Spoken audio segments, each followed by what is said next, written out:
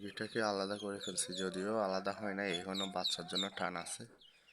তো 8টা বাচ্চা থেকে যদি 4টা বাচ্চা না বাঁচে তাইলে এত পরিশ্রম করেও লাভ নাই।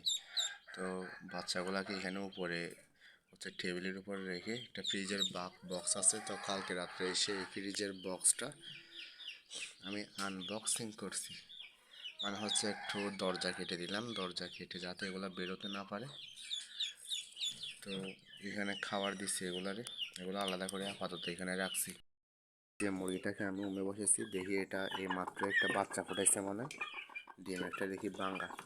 তো এই মুরগিটাও যখন বাচ্চা সবগুলা ফুটে ফেলবে তখন ওই 4টা বাচ্চা সহ এটার বাচ্চা সবগুলা সহ একসাথে করে রাখবো, একসাথে নিজের হাতে বড় করব, কারণ মুরগি দিয়ে বড় করব না। আর এই জিনিস খেয়াল করলাম যে আমার যে 2টা বেজিং হাঁস আছে এগুলা তো নিচ্ছে। তো 2টাকে প্রথমবারের মতো টেস্ট করার জন্য 2টা ডিম দিছিলাম। তো এগুলার মধ্যে প্রায় অনেকটা বাচ্চা হয়ে আসছে। তো কালকে চেক করলাম বাচ্চা হয়েছে। তো দেখি আল্লাহর রহমতে ফুটায় কি না, যদি ফুটায় তাহলে সামনের ভিডিওতে আপডেট জানাবো আর কি।